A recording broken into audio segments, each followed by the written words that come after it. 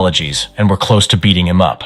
Suddenly, they started yelling at him and hitting and kicking him, demanding that he stop apologizing. Kevin watched this while smoking a cigarette and said that this is what happens when someone contradicts him. He then ordered his henchmen not to hit him too hard, lest he die. However, at that moment, Chris walked up to him and took his hand, in which Kevin held the lighter. Even though Kevin started screaming for Chris to let him go, the protagonist stared at him, his fingers tightly gripping his hand. Kevin couldn't understand why this freak was so strong and why he couldn't break free. When he decided to swing at Chris, Chris saw it and struck first, sending Kevin flying to the side. At this point, Kevin's friends turned their attention to Chris and asked how he dared to touch their friend. One of the guys rushed at Chris, but he easily dodged his blow. As soon as the guy hesitated, the main character dealt him a crushing blow to the face, causing him to growl in pain. The second guy didn't have time to come to his senses before Chris hit him too, throwing him aside. Chris then wiped his hands as if nothing had happened and walked away, leaving the surprised rescued boy behind.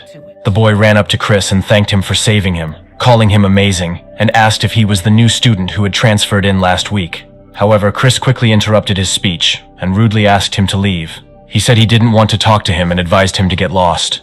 The guy realized that it would be much worse for him if Chris beat him up this time, so he didn't argue and ran to the exit. After the guy left, Chris turned around and realized that Kevin was not where he left him. At that moment, Kevin rose to his feet, pulled a folding knife out of his pocket, and rushed at Chris, intending to take revenge on him for the humiliation. He lunged at the guy with a knife, trying to stab him in the stomach, and soon saw drops of blood begin to drip onto the floor. Kevin tried to look confident, but deep down he was very scared. He knew that he stabbed Chris only out of fear. When he looked down, he saw that his knife had bitten into Chris's palm and passed through it. When he looked up to look Chris in the eye, he noticed that his face was emotionless. Chris swung his free hand and hit Kevin.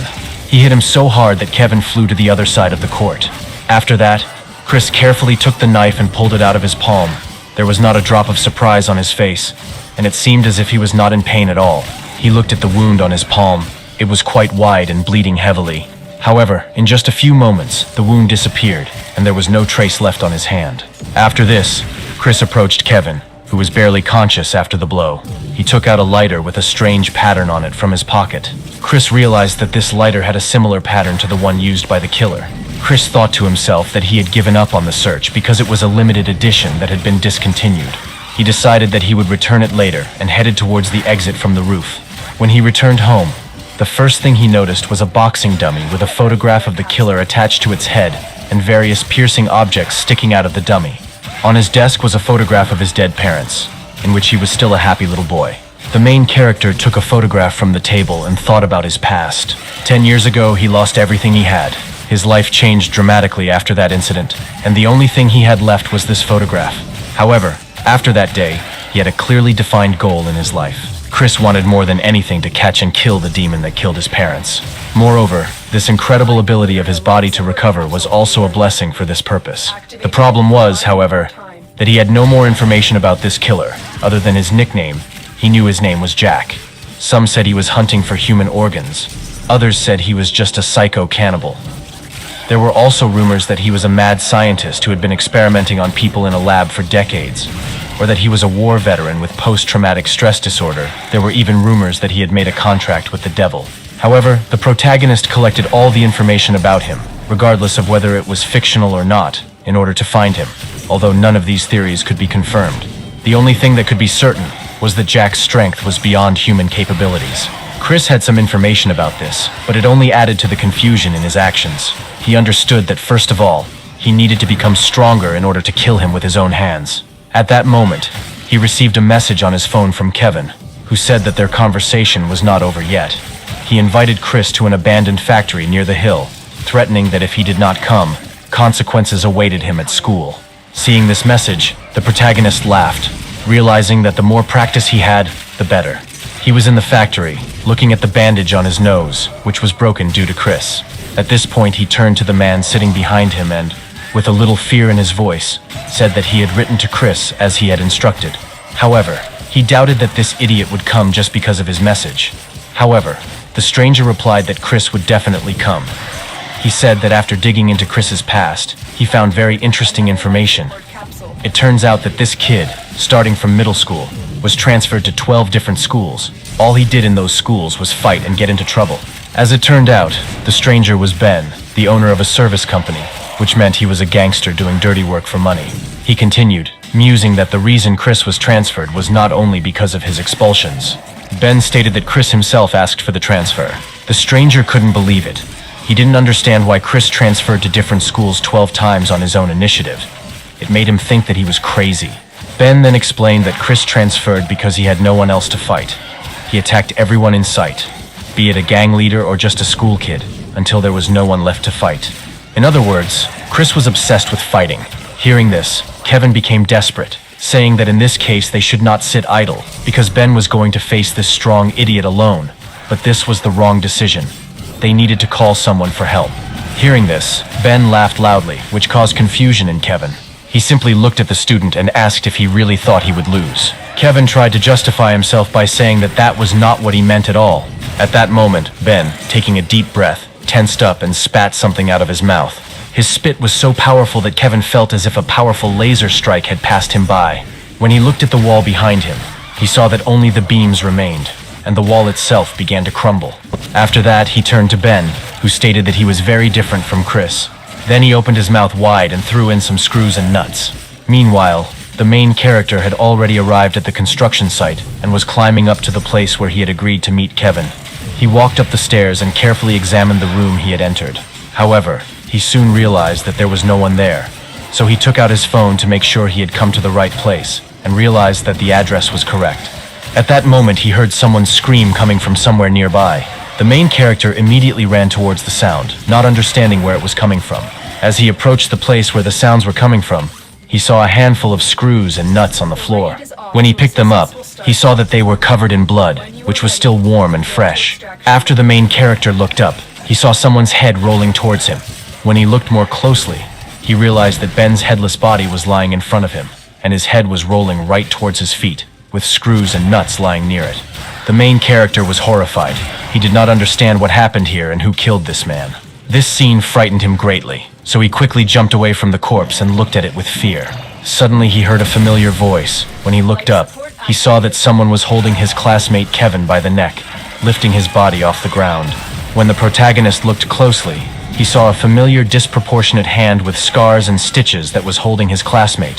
Soon he saw Jack's familiar mask and himself, the killer chuckling quietly, saying that he got a bonus kill. For a moment, the main character was stunned, not believing that Jack, whom he had been looking for all these 10 years, was really in front of him. Shortly before these events, Kevin asked Ben what he had just done. The man said that it was not that simple, and he needed to explain. To put it simply, he signed a contract to receive such an ability, and from time to time it had to be exchanged for murders. Kevin was horrified to hear that they were actually committing murder, but Ben stopped him. He pointed to a passage in the wall on the side and said that there was someone there. The next moment, Jack looked out from there, smiling widely. He announced that he had finally found them. Ben was shocked when he realized that it was indeed that same killer Jack standing in front of him. He asked him how he ended up there, because he was told that he disappeared 10 years ago. Then Ben thought about the fact that 10 years had really passed since then. He then stated that he wanted to ask Ben something, but at that moment the man realized that meeting Jack did not bode well, and prepared to attack him with shots from his mouth.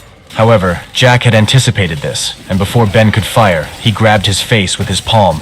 He said it was too late for him to defend himself and tore his head off in an instant. When he saw the nuts and bolts fall out of his neck, he laughed quietly, because he had apparently overdone it with the blow. Seeing this, Kevin immediately rushed to the exit, cursing under his breath. As he ran, he tried to comprehend what had just happened. It all seemed crazy to him. At first, he saw some madman spitting bolts, and now he met a monster for whom it was easy as pie to kill such a madman. Kevin just wanted to get rid of the new guy and not get involved in all this.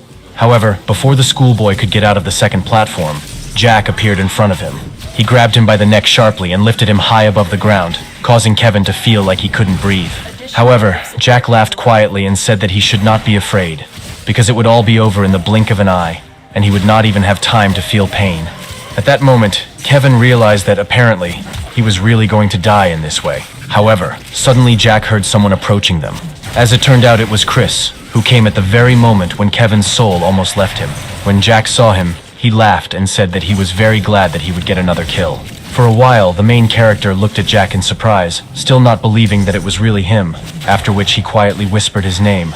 Jack heard this and turned his head towards the main character. Asking if he knew his name, he found it quite funny. He asked Chris if he wanted to play with him too, and asked him to wait, saying that as soon as he finished here, they would have fun with him. At this moment, the main character began to realize that all these horrors were committed by this monster. It was he who doomed him to all the suffering that he had to go through after the death of his parents. At this point, Chris realized that the last vestiges of self-control were leaving him, but he agreed to play with Jack. The next moment he rushed at him with his fists, saying that now they would have some real fun. Hearing this, Jack laughed, noting that this guy clearly had character. He then extended his free hand, intending to grab him, and said that he asked him to wait, but Chris had already rushed through him and snatched Kevin from his grip. It all happened so quickly that Jack didn't even have time to realize what had just happened. At that moment, the main character put 2 fingers to Kevin's nose and realized that he was not breathing. He then turned to Jack and sternly told him to stop playing with the small and weak and to fight him instead. At first, Jack looked at him in surprise, trying to comprehend what was happening. Then he laughed loudly and said that it would be much more fun that way. He immediately rushed at Chris with blows, but the main character deftly dodged each of them, which greatly surprised the killer. He then went for another punch, but Chris dodged again, and the monster's fist crashed straight into the wall behind him. The protagonist saw that in the place where Jack's fist had been, there was now only sand and dust flying in all directions. When he turned around, he saw a huge hole in the wall and floor behind him. At that moment, the protagonist realized that no matter how well he regenerated, he would not be able to withstand such destructive force. He understood that if he didn't pull himself together right now, Jack would kill him. Watching Chris dodge his attacks, Jack asked with a smile if the boy was sure he was a normal human to have such excellent dodging skills. He asked him how he could dodge every one of his blows, and suggested that he had some kind of prophetic powers, and was simply looking into the future, predicting where the maniac would strike. At that moment, Chris thought that he would be much more comfortable if he actually had prophetic abilities. But in reality, these skills were the result of his mad search for Jack. He couldn't get information about Jack the easy way. Regular search engines didn't show the sites he needed, so he went deeper. He went the illegal route, and found only 3 videos from surveillance cameras where Jack was present, but this also brought nothing. In 2 recordings, Jack was simply walking past the place where the camera was installed. Even in the last video where he met with 3 men, he was cold-blooded. He looked like a typical madman in strange clothes, and it looked like he was just beating up a bunch of hooligans. Chris thought that Jack seemed to have noticed the camera, and was probably being discreet to hide his identity. However, the hero understood that this was even good. It was nothing like what he saw as a child, because the people in the video did not die in one hit. Jack's movements were more obvious, and thanks to this, he watched this video hundreds, if not thousands of times. He was able to get used to the style and habits in his attacks. Meanwhile, the battle between the 2 men continued, but after a rather long fight, they decided to take a little rest. Suddenly, Jack declared that if Chris did not want to tell him about his secret, then he would have to check it himself. The protagonist decided that he didn't need to be too nervous. He just needed to concentrate on his fist and get the timing right. However, contrary to his expectations, Jack was literally next to him in an instant and dealt him a crushing blow to the chest. The protagonist was shocked by how fast he was. He didn't have time to react to the blow, and blood gushed out of his mouth, and his face was covered in veins from pain. The impact was so strong that Chris was thrown into the wall behind him, breaking stones with his body. Jack asked him why he had failed to dodge this time, suggesting that he had struck too quickly. At this moment, the main character was trying to catch his breath and understand what had just happened. He expected something like this, but what happened to him was too much. He was in incredible pain, and he couldn't even breathe from such a blow. At that moment, Jack approached him and noted with a smile that, apparently, Chris was in a lot of pain now. He added that he thought that the main character would be able to return. He said that Chris should lie down and rest for a while, as his lungs, ribs, and organs must be like mush right now. However, despite this, the protagonist rose to his feet, his body trembling, but he decided not to give up, stating that they were just beginning. Seeing this, Jack began to clap his hands, saying that his new friend had a very strong will. He looked at Chris's face and said that it all looked strange. Even though Chris failed to dodge the previous attack, his actions seemed like he had studied Jack's attacks. It didn't seem like Chris had any foresight into the future. The next moment, Jack appeared behind Chris and quietly asked who he really was. Chris tried to strike, but Jack quickly jumped aside and continued talking about how Chris knew his name. After waiting for Chris to calm down, Jack asked again how he knew about him. Chris then stated that they had already met 10 years ago. He explained that it happened in the Grand Tower, Hearing this, Jack chuckled and apologized for not recognizing Chris. Then he began to remember that 10 years ago he saw a little boy crying near the bodies of his parents, and he assumed that this boy was Chris, because 10 years ago he was a child. Hearing this, Chris rushed at him with his fists, asking if he remembered him now. Then Jack realized that it all made sense, realizing that Chris wanted to avenge the death of his parents. Jack chuckled and said that if Chris kept swinging his fists that hard, he might be able to hit him one day. Chris, full of rage, said that was exactly what he was going to do. However, the maniac continued to dodge his attacks, grinning and saying that he didn't even have to try. However, Jack suddenly noticed a deep wound on his neck. He didn't understand how Chris was able to hit him, because he was sure that there was distance between them. When he looked up, he saw that Chris had a serrated knife in his hand. Then Jack realized that Chris's blows were just a distraction. But without giving Chris time to respond, Jack suddenly punched him in the stomach. After this, he put his hands to his head. His body shook, the veins bulged under his skin, and Jack declared that if this continued, it would become unbearable for him. As Chris lay on the floor coughing up blood, Jack said it was fascinating that Chris was able to cut his neck despite all his dodging. He also liked that, despite the strong blows, Chris continued to rise, although he should have been dead long ago. Jack decided that this moment in their battle was the most exciting. At that moment, Jack realized that Chris probably had the ability to regenerate. He realized that this explained why Chris could move despite damaged organs and shattered bones. Jack also remembered that Chris did not die from a knife attack 10 years ago. However, he wondered how Chris could have survived at such a young age. Jack suddenly realized something and laughed in surprise, although Chris did not understand what he was talking about. Jack said that he would deal with it later, because in his life he had killed different people. But for the first time, he met someone who had super regeneration. At that moment, Chris realized that the speed of his regeneration was slowing down, and if this continued, he would not be able to withstand any more blows. Meanwhile, Jack stepped aside and pulled out his huge cleaver, saying that he was wondering if Chris could regrow his limb if he cut it off. Chris was horrified, realizing that it was impossible to regrow the limb. While he was thinking, Jack suddenly swung his cleaver right at Chris's feet. When Chris looked down, he saw that his foot had been cut off. Chris screamed in intense pain and despair, while Jack laughed quietly, pleased that he had hit the target. Chris fell to the floor, frantically trying to comprehend that he no longer had a leg. Jack, watching this, felt disappointed, because he hoped that it would not end so quickly. He looked at Chris's severed foot lying nearby and asked if he could regrow it. Jack suggested that Chris had not died 10 years ago because he was still growing, and noted that he would like to conduct some experiments, but unfortunately, he was in a hurry. The maniac said that such cases are rare, so he was unable to prepare well. Then he took out a canister of liquid and said that there was no point in talking about sad things. He then poured gasoline on the floor, declaring that instead of a birthday, they would celebrate a death day. He took the lighter and was about to throw it on the gasoline. Chris tried to stand up on one leg, calling Jack a sick bastard. The maniac was eagerly awaiting the room to flare up brightly, but something went wrong. Jack realized that the lighter was not working and assumed that it was broken. When he pressed it again, instead of fire, red powder splashed out onto his face. The next moment, Jack screamed in pain as the liquid ate through his skin. The face under his mask began to burn, as if it had been doused with kerosene and set on fire. At this point, Chris laughed, happy that his plan had worked. He recalled that when he had researched rumors about Jack, he had found numerous references to fires that featured in every plausible story, including events that had occurred 10 years earlier. Chris saw with his own eyes the tool that was used to start the fire 10 years ago. It was a rare lighter that was discontinued 20 years ago. Luckily, he managed to get his hands on the same model he borrowed from Kevin. Back home, Chris carefully modified the lighter.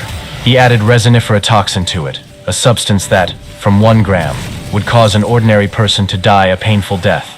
He hoped that Jack now realized that all the blows he had thrown were just a distraction to make him think Chris was aiming for the neck. However, in reality, his plan was different. At that moment, Jack truly realized that Chris had been aiming at his pocket all this time. He then said that he was kind to Chris because he found him interesting. But in the end, Chris repaid him in this way. Jack also noted that he had been through similar situations many times, and although it meant nothing to him, he would not forgive Chris for ruining his mood. Jack said he would cut off Chris's remaining limbs piece by piece. However, when the maniac got to his feet, he realized that Chris had already disappeared from the place where he had just been. At that moment, the main character grabbed Jack's cleaver and threw himself on top of him. Jack didn't understand how Chris was able to stand up since his leg was cut off. But when he looked down, he saw that the leg was reattached to Chris's body, covered in new skin. At that moment, the protagonist delivered a crushing blow, cutting off Jack's head with one swing of his cleaver. At that moment, Chris realized that thanks to Jack 10 years ago, he had understood one thing. The severed parts of his body do not regenerate, but if they are put back together, they will grow back. Chris used this method 10 years ago when he was on the verge of death. After the protagonist cut off his opponent's head, he knelt down in front of his lifeless body. Then he took a deep breath and screamed loudly, letting out his emotions. After a while, he looked up, realizing that it was all finally over. However, suddenly he heard a familiar voice coming from behind. The main character jumped to his feet and turned around sharply, not understanding what was happening and who was talking to him. Then the voice asked him if he was sure that it was all over. When Chris found the source of the sound, he was horrified, not believing what was happening. Jack's severed head lay on the floor in front of him, but it could still speak and express emotion. Jack laughed and said that apparently he was still alive and well.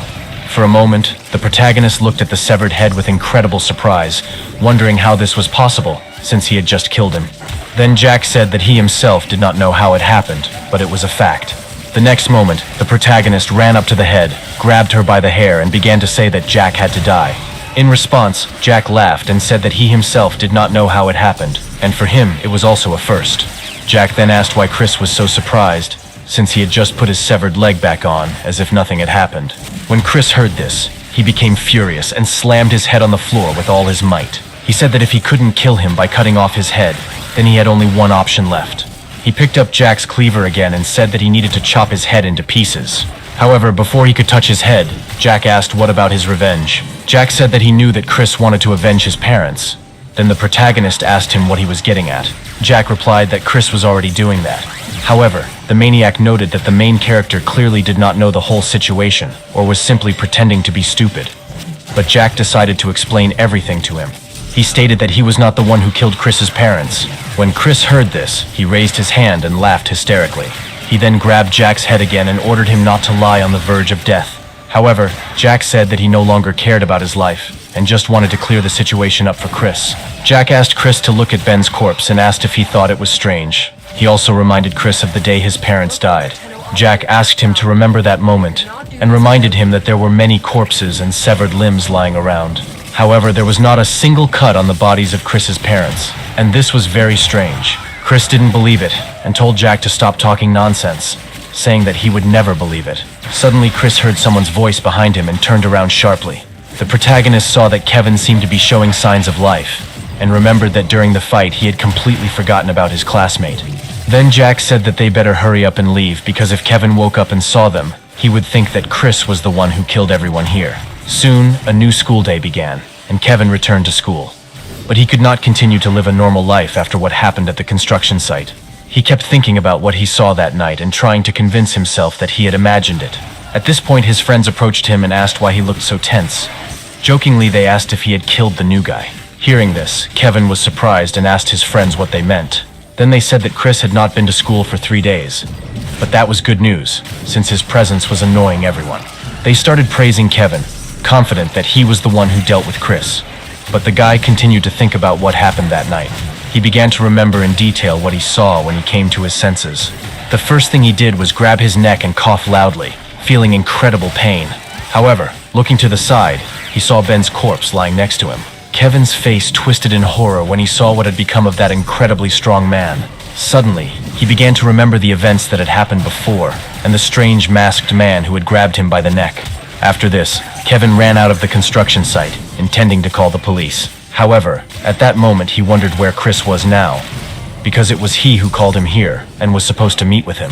After a few days, Kevin realized that he was afraid to go back and find out where Chris was, and thoughts began to arise in his head that the strange man had killed Chris, and that was why he was not showing up at school. He began to imagine himself being interrogated by an investigator, and accused of calling the victim to an abandoned factory, and then killing him himself.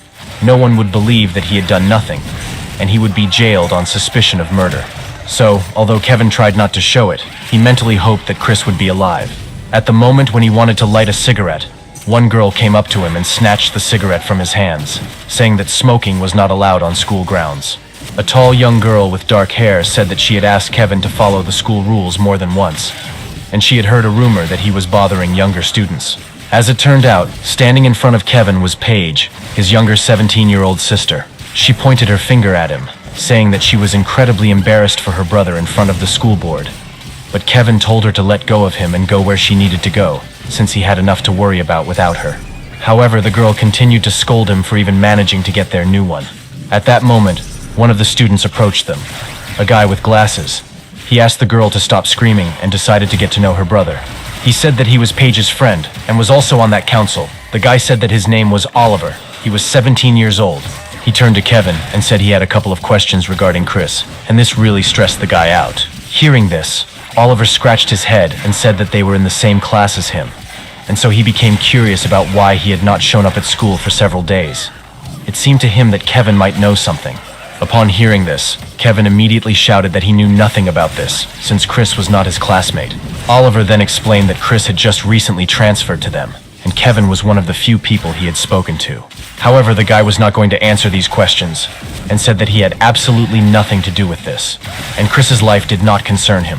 Then Oliver said that in that case, he would have to go to Chris's house. Kevin carefully asked the guy if he knew where Chris lived, and Oliver answered in the affirmative. Meanwhile, the main character took the head to his home, and the maniac began to tell him that murder is a sin. However, as if mocking common sense, these phrases indicate that people with superpowers or power that are not subject to any control continue to do whatever they want, while remaining unpunished.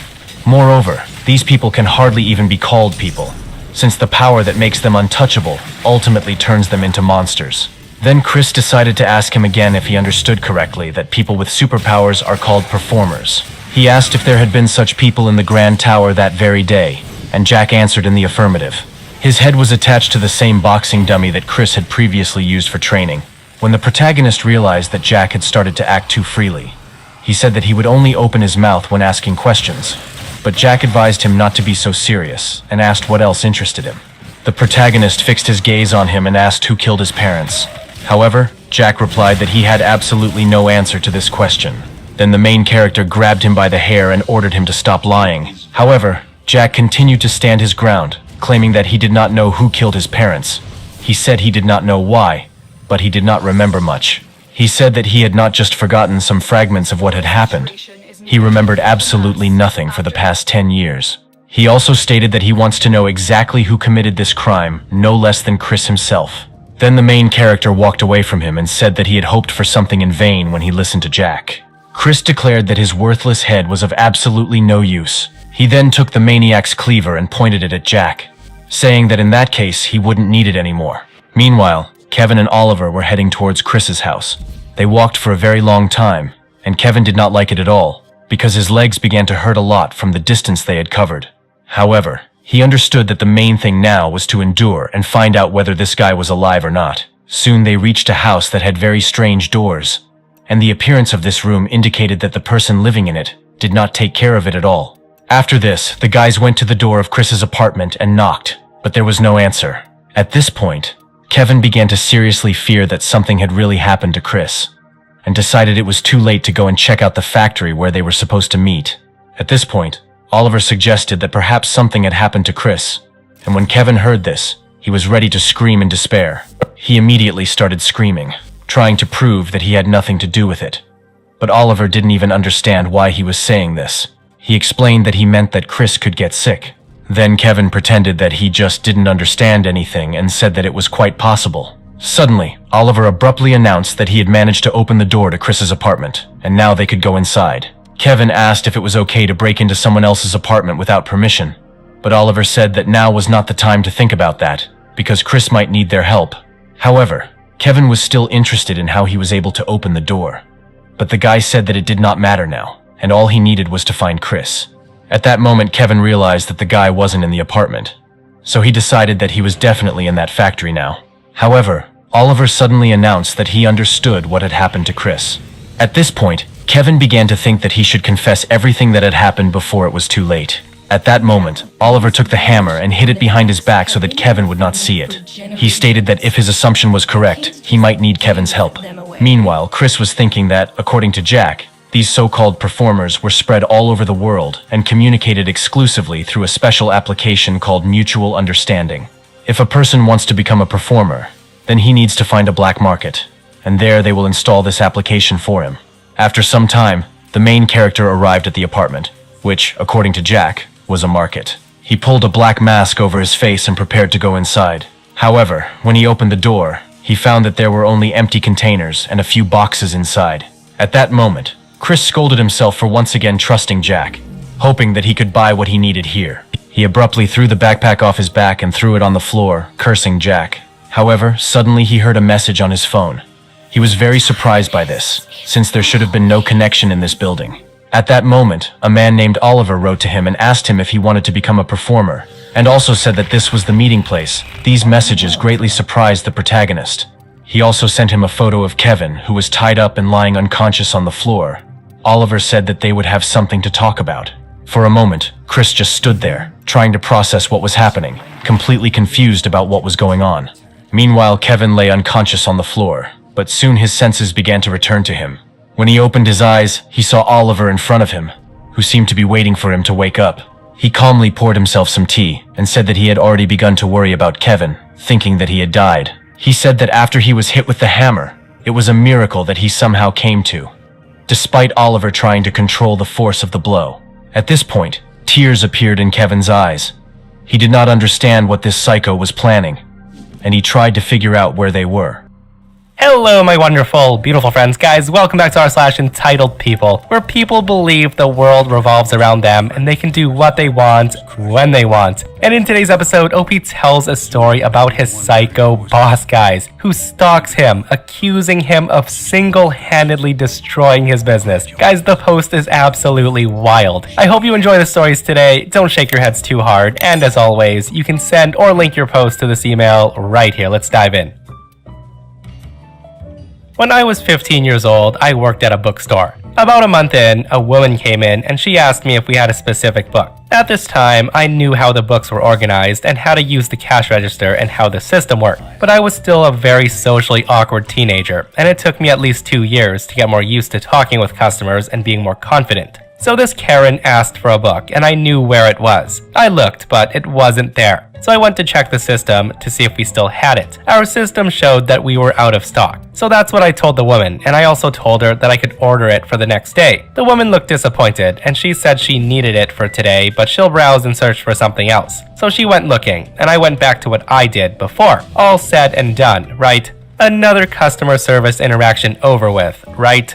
Wrong. A few minutes later, the woman walks up to me again with the book in her hand, and she was all like, "Hey, look what I found." I, naive as I was, answered something like, "Oh, you found it. I'm so sorry. There must be an error in the system. But it's great that you now have what you want." And Karen did not like that. She then laid into me, asking me how it's possible that she, a customer, a person who's never set foot in this bookstore before, happened to know the bookstore better than I, an employee. I just apologized again and asked her where she found the book. She then pointed at the biography section, and I was confused because the book was a thriller. It should not have been in the biography section. So I apologized again, and I told her that somebody must have put it there, but that it doesn't belong in the section. But Karen's not having any of it. The woman starts to insult me, telling me that I'm useless, that I shouldn't be working here, and just being really aggressive towards me. And I almost broke down in tears, but managed not to cry.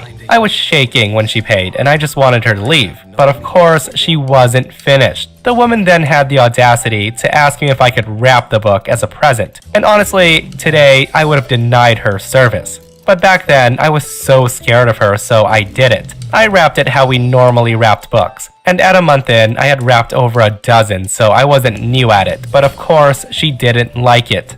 She looked at the perfectly fine wrapping and she went like, "What is this? This is ugly, but I guess I'll take it." When the woman left, she Sublime.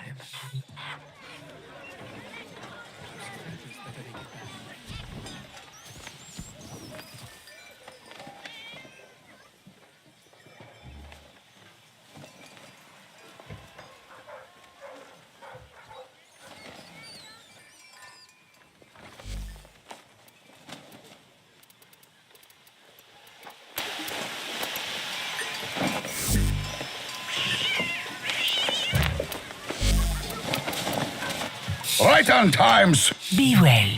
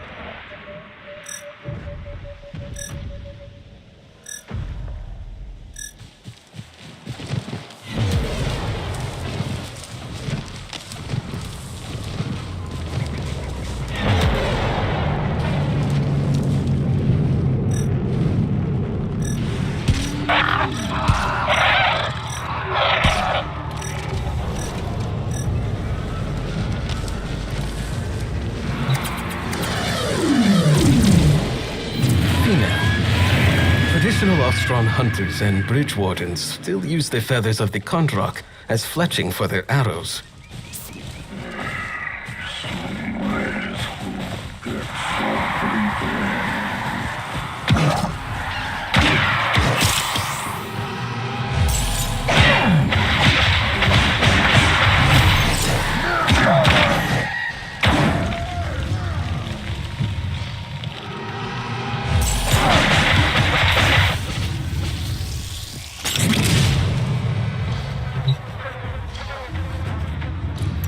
Our quarry has passed this way.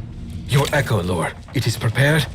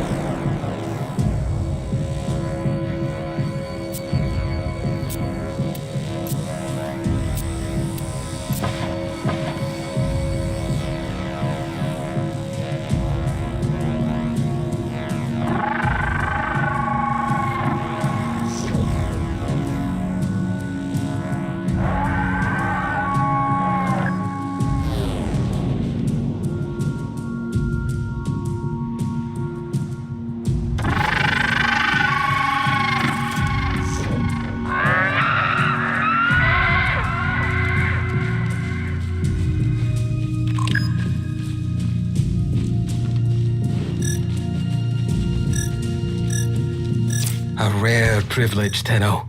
You behold the Emperor Kondrak. This one will have several Kondrak committees under their thrall. A superlative example of the species, worthy of the title Emperor.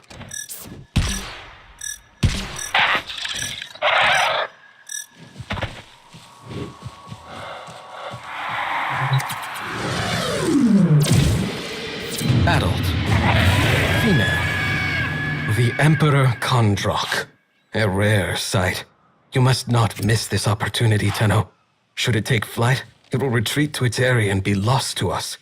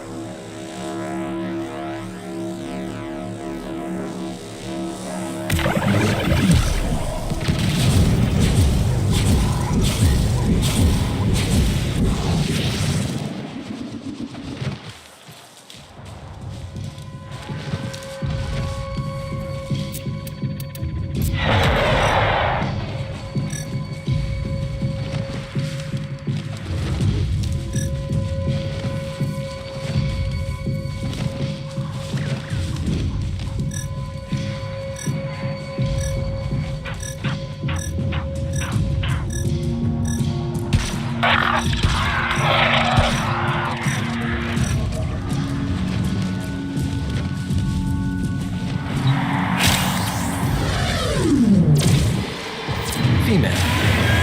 Scavengers prevent the spread of disease and pathogens. The business is wise to collect them, but why? Surely he could not be populating some faraway moe of his own?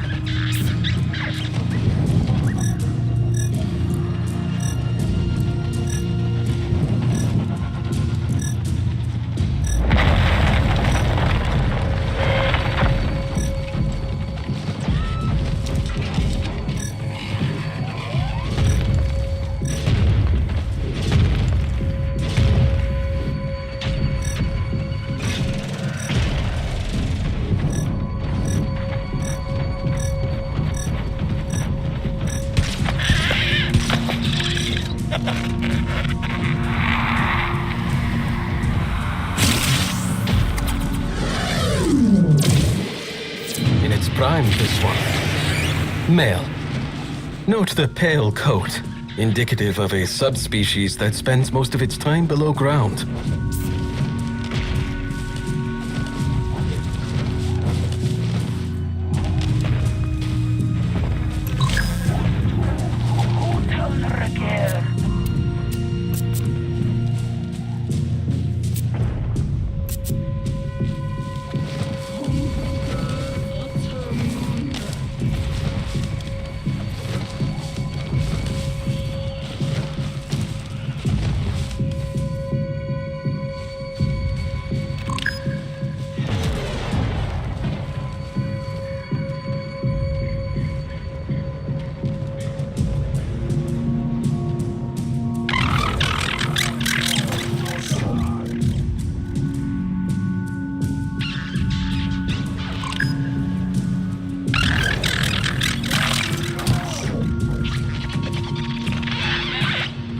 Prepare the tranquilizer.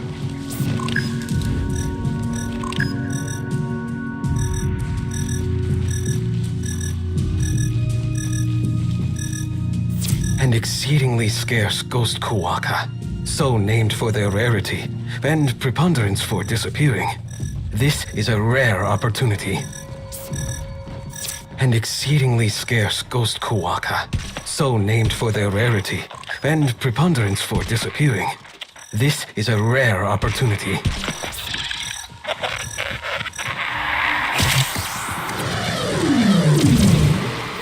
Full grown. Male. The ghost kuwaka are birthed in collectives far, far below ground. There, they live on grubs and roots. This may be their first visit to the surface. I will do what I can to make the experience a pleasant one. Full grown. Male.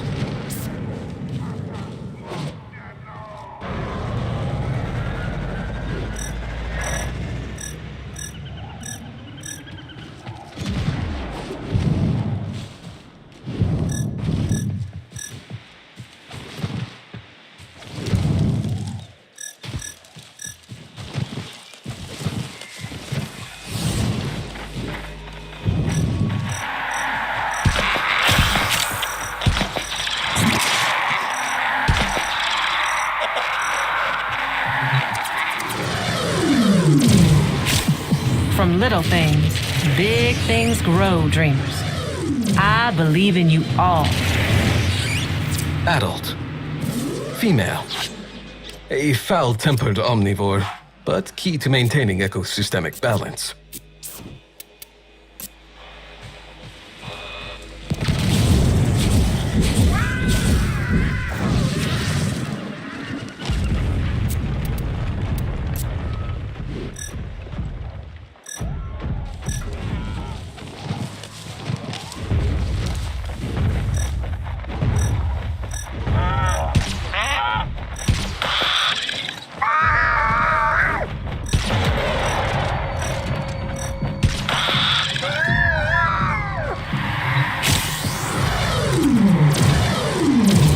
Prime, this one.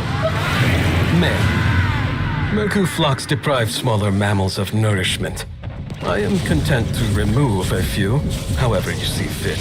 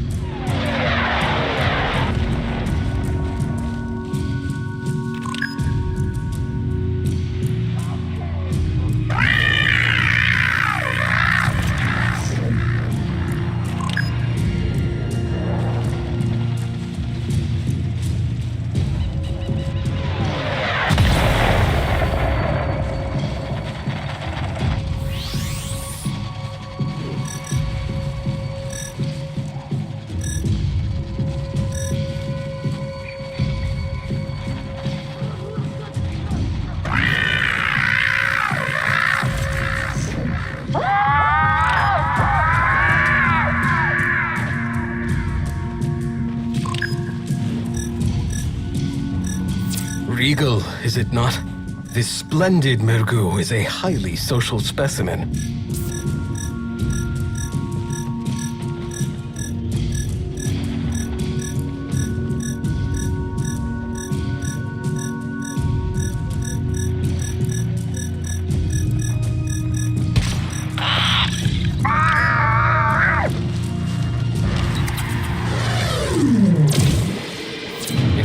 I'm this one. Female. It is well you have saved this one. Populations of splendid Mergu have been in sharp decline since the arrival of the Grineer.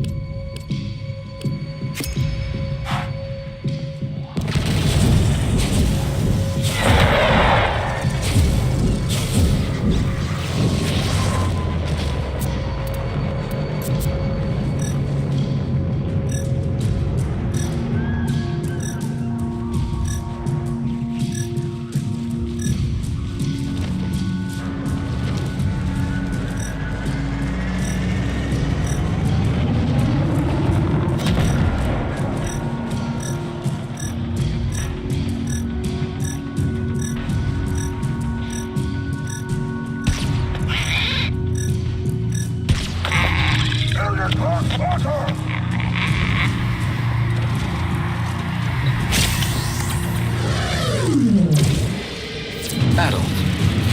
Male. I once knew a hunter who, in dire straits, walked many days using 2 of these animals as shoes.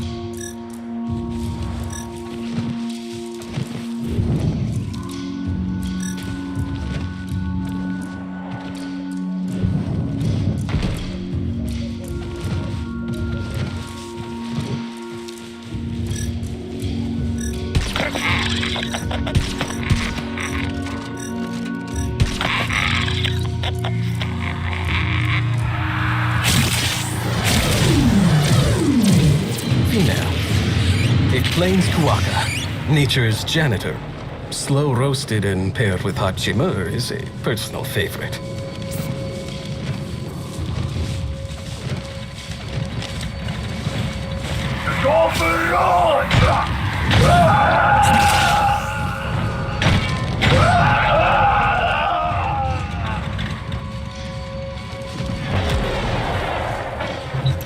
Observe.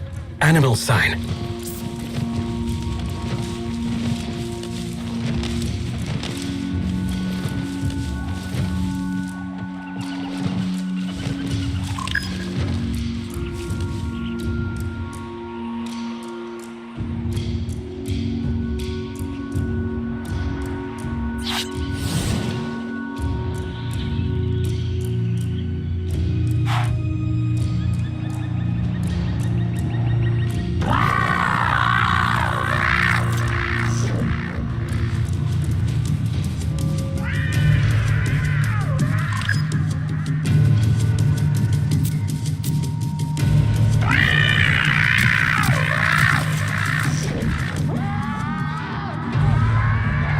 Ready the tranquilizer.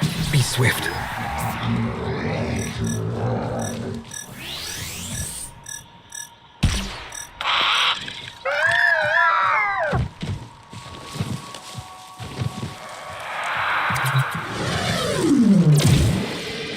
Full grown.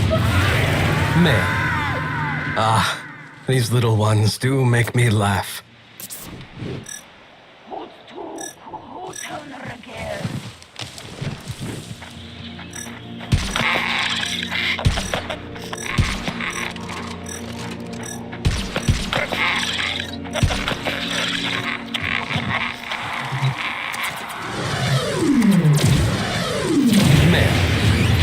Population levels of the Plains Kuaka are in no danger of dipping, and this one's services are required elsewhere.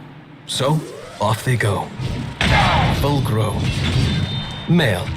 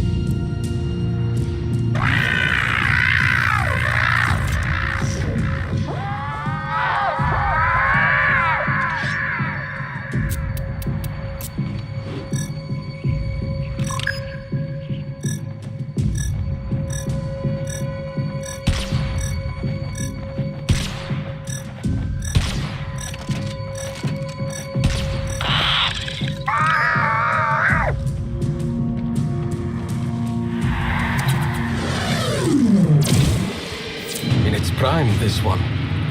Male. Note its grasping foreclaws. Mergu will often swoop in, clutch some small target, and fly off before anyone's the wiser.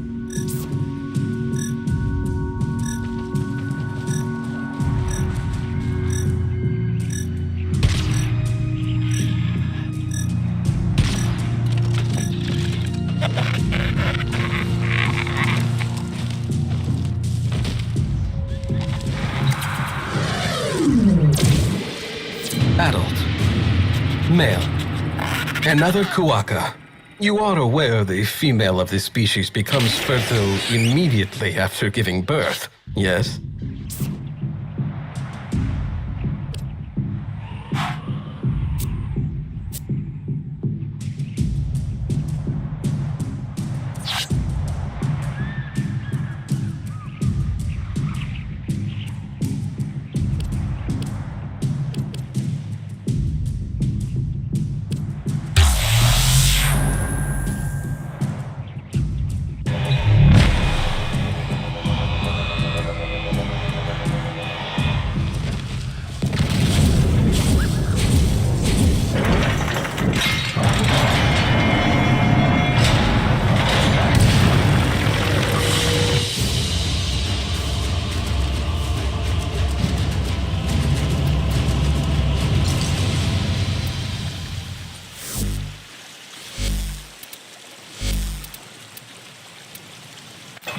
the business first sent me these small stuffed animals, I took it as evidence of a mind in decay.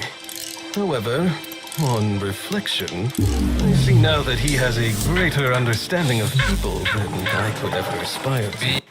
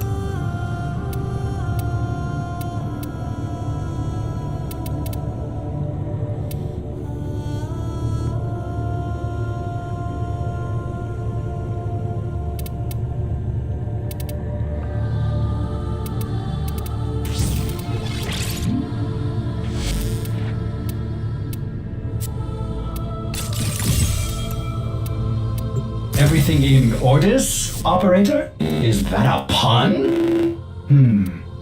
I will attempt to bypass this vault.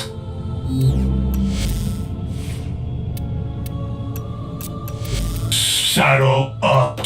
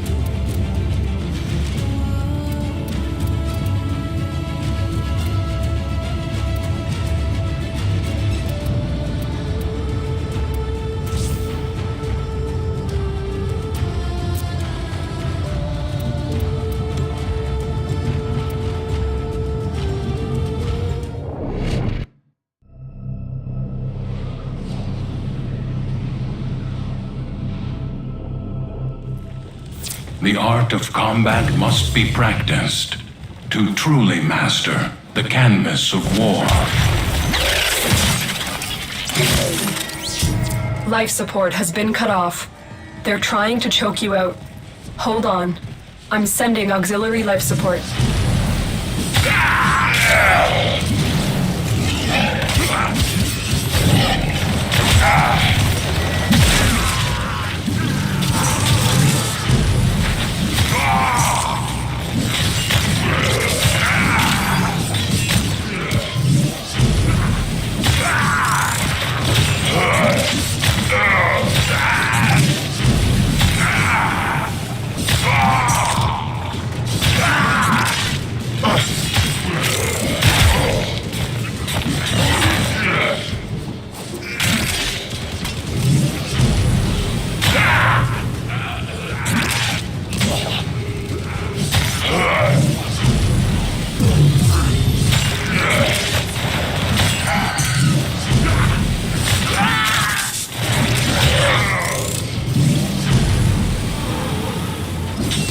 Life support on the way.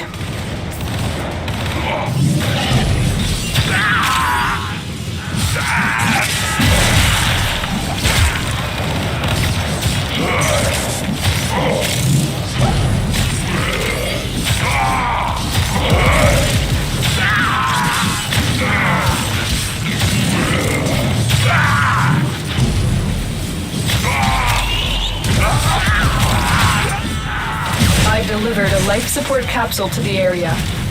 Activating it will buy you more time.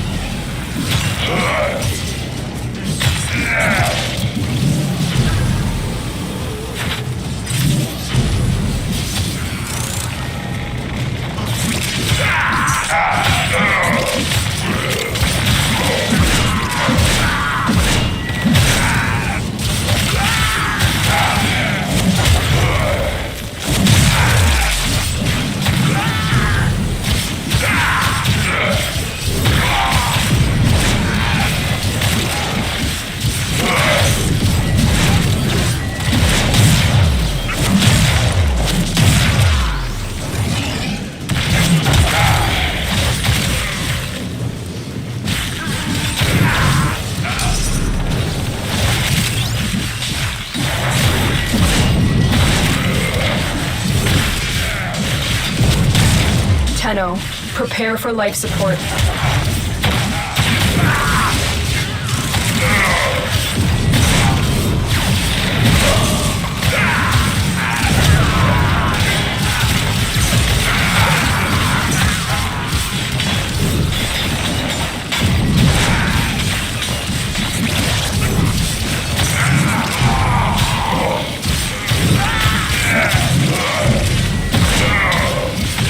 Another life support capsule is now available.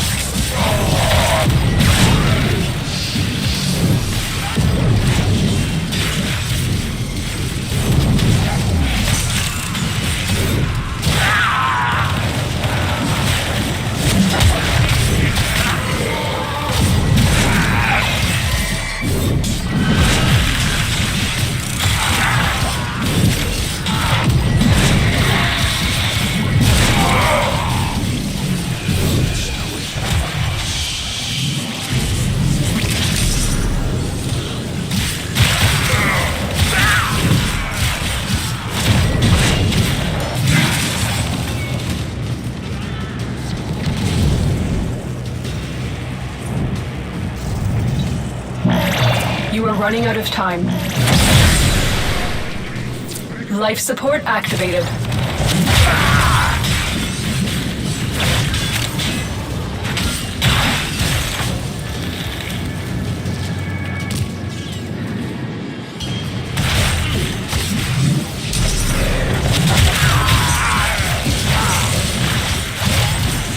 The raid is off to a successful start. When you are ready, go to extraction.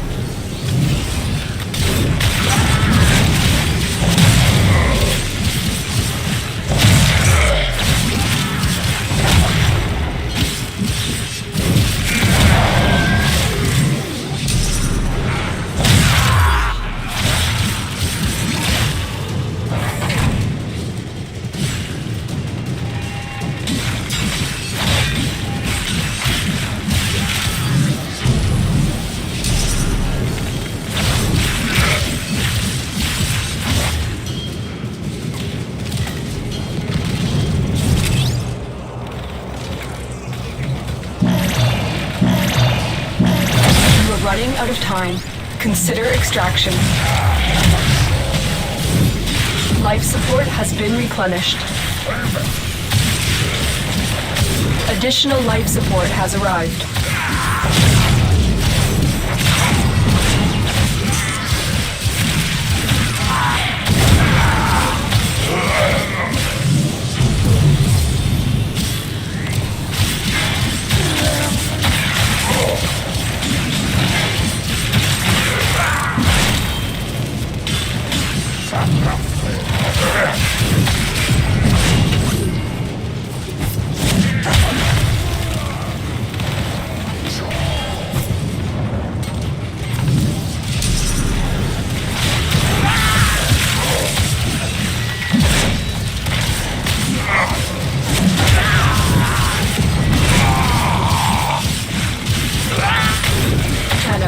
Extraction is ready.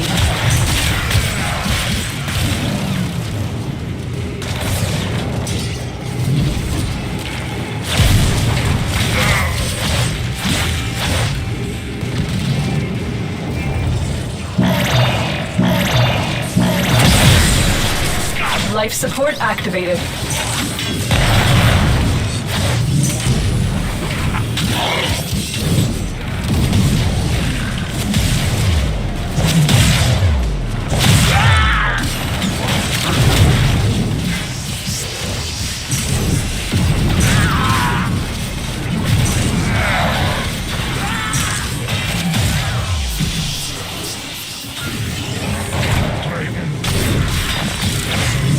I've delivered another life support capsule.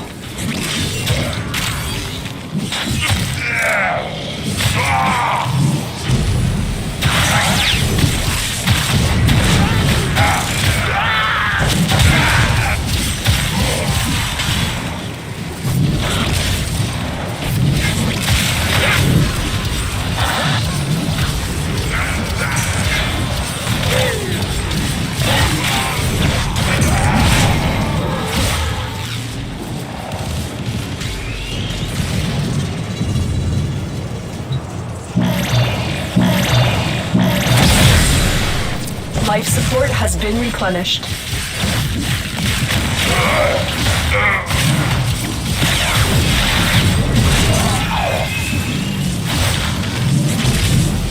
Life support incoming.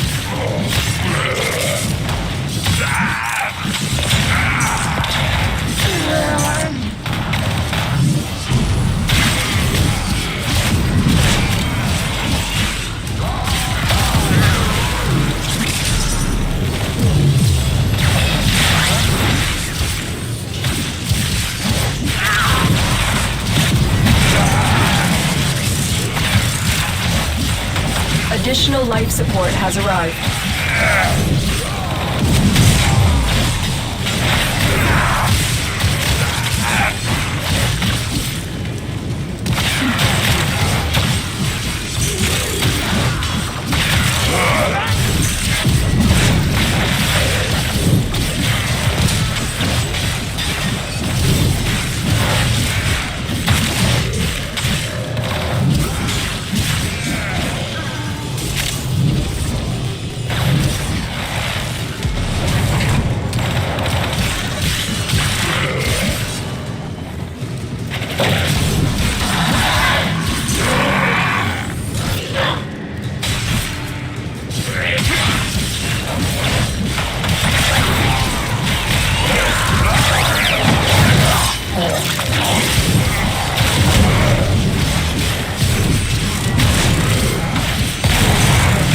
The longer you fight, the more successful we will be.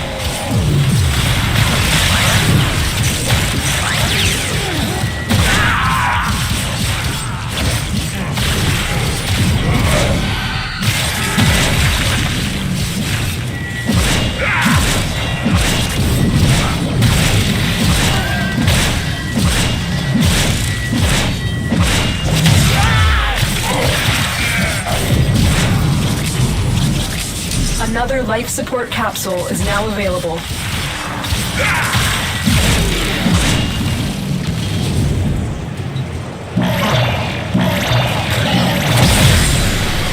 Life support activated.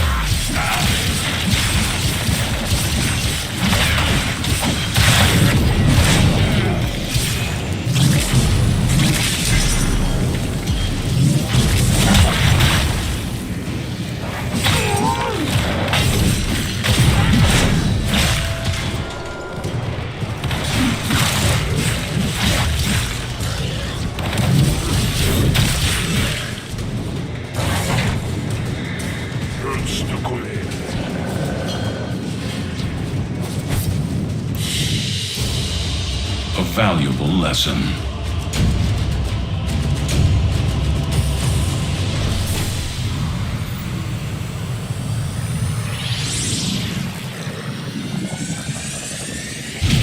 She turned around one last time, and she yelled, "If I was your boss, I would fire you. You're lucky I don't get your manager in here because I'm in a good mood today." She then laughed, and I start to cry. My coworker, who was on the phone with another customer the whole time, came to the front and asked me what happened. He was really shocked when I told him. When I finished, my boss came back from his break, and he saw me crying and asked what happened as well. My coworker told him, and he also told my boss the woman's name because it turned out she was a regular. My boss was so angry, and he asked me what direction she went. I told him, and he ran after her. Before he left, he told me to go to the back and eat some chocolate we had. My boss didn't find her, but he told me that when he sees her again, he'll put her in her place because no one talks to his employees like this. So in the end, even though it was a horrible experience, I learned that day that my boss would have my back, which is really reassuring to know. Holy moly, guys. First of all, great boss right there. It's always nice to know that bosses will have your back when it comes to dealing with parents like that. And secondly, I can't get over the fact that the woman said she was having a good day. Like, if that woman was having a good day, I can't imagine her on her worst day, guys. Like, how much worse would it have been? Like, I just can't believe how some people can just walk around being that mean to complete strangers. But I'm also not surprised. And one last thing that somebody mentioned in a comment before that really stuck with me. So the perfect response to Karen's, "If I was your boss, I'd fire you," would have been, "Ma'am, if you were my boss, you wouldn't have to fire me because I would quit." And if you think that Karen was over the top, guys, listen to this next post. Okay, so buckle up. I have a neighbor who owns the place behind mine on a private drive. So back in October, she threw a Halloween party and she had family members driving off-road vehicles all night in circles around a haunted trail. Part of it came onto my property near my house and was keeping me awake. So I walk out in my pajama pants and kindly ask the guy driving to stay on their side of the line. The guy stopped. It was all good, or so I thought. A few weeks later, I got a package accidentally delivered to my house, meant for the neighbor. It was one of those soft Amazon packages. Definitely nothing breakable, like slippers or maybe a small t-shirt. So I went to the neighbor's house and I tossed it towards the door. Well, the doorbell camera caught me tossing the package, and Karen wasn't very happy. Apparently after this, she called my work, demanding to talk to my boss and demanding I be reprimanded. She said I'm a violent person and confronted her cousin and yelled at him to stop riding his off-roading vehicle, and I callously threw a package at her house. Clear exaggerations of what happened. My boss explained that my work has nothing to do with a dispute between neighbors, but she still wanted him to talk to me about it and try to have me fired. My boss called me into his office and told me what happened. It was so embarrassing. Plus, I work for a notable firm in the area that doesn't appreciate negative PR. I decided to not make things worse, and I didn't confront her. It was so frustrating, seeing her smug face as she drove by every day. So fast forward 4 months to today. I got home from work to find packages on my deck. I brought them inside and discovered one addressed to my neighbor, and I'm thinking, yay. I decided to go for my evening walk as planned and figured I'd try to be the bigger man and return the package when I get back. The temptation to be petty was immense, admittedly.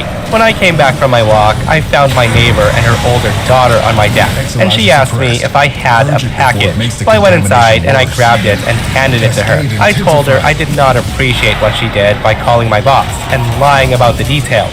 And that went about as well as you'd think. The woman accused me of stealing her package and told me it's a federal offense to mess with her mail and that I'm going straight to jail. At that, I told her I'd planned to give her the package when I came back, but she was stuck on how it was inside my house. She then asked me if I planned on throwing it like I did the last one, and I told her if anything was broken, I'd gladly pay for it. And then she said it. She asked if I wanted her to call my boss again. Hearing her say that, my heart sank, and I told her to do what she wanted. She starts to waddle away, and I start going back inside my house. And then I hear her yelling at me again. The woman turned around and starts screaming how I took her mail.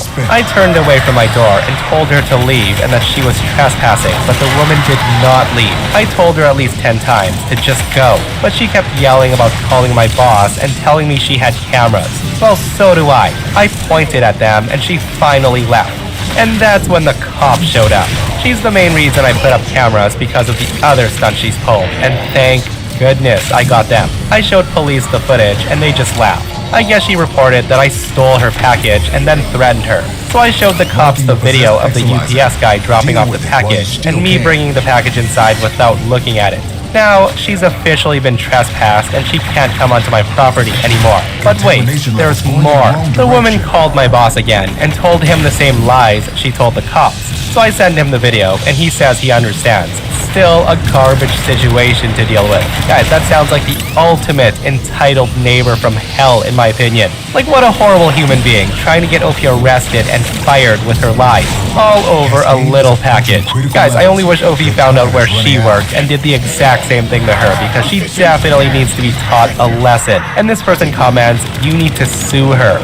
Slander, trespass, stalking, the whole works. If you have a lawyer friend, maybe they'll do it pro bono because she's already escalating. And make sure those cameras are always functioning. And you are responsible to handle packages delivered to you. I would contact Amazon and return it and take pictures of doing so. You could also make a little sign and leave it by where they usually leave the packages, asking them to please take a second and verify addresses.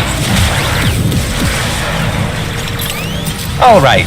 So here's a story for you. I've spent the last 3 years delivering pizza for one of the mega chain companies and I'm finally done. I was working minimum wage, of course, with a flat rate delivery fee paid to the driver of $1.50. They would charge you $4 for delivery and we would get $1.50 of it. Most days, there's nothing but a single driver and a manager trying to run a place doing 30 pizzas per hour from 11 a.m. to midnight. Closing and cleanup takes until a minimum of 2 a.m. And I've had days where I've come home past 4 a.m. Now, I don't know if you've ever worked in a place that's short-staffed, but it's customers screaming, ranting, canceling orders all day long. Orders are flooding in non-stop, all day and night. It's like living in a constant panic attack. I'm always stressed, and there's always a dozen things that still need doing, and a dozen other things that nobody did. At the beginning when I started, this store had 16 drivers on staff. Barely adequately covered with those, but doable. Gradually, we lost about 2 every few months to where we are now. We cover a gigantic delivery area that can't be covered by anything less than 6 drivers. Double that when busy, which we are, non-stop. We've had 2 drivers all summer, which is totally insane, considering we're open 7 days a week, 13 hours per day. Until a month ago, now they have none. I've been working an average of 70 hours per week, some weeks over 90, averaging over 700 miles per week on my car. Tips have gone to absolute crap. Easily half the people don't even tip at all anymore. In the beginning, when I started, a 70-hour week was easily $1,000 in my pocket. But since the beginning of the year, with everything going to crap, it's gradually dropped to maybe $500 max. I'm just totally exhausted and stressed out non-stop. The a-hole owner, that entitled piece of crap, won't even raise the wage. The owner swears that people are just lazy and frequently says that all his current employees are just lazy whiners that have never had to face any hardship. So with that said, on to last night. Here's where it gets good. So last night, 20 deliveries on the board and I'm the only driver. Make lines backed up at least 45 minutes and walk-in customers are mostly walking out when they come into order after seeing what's going on.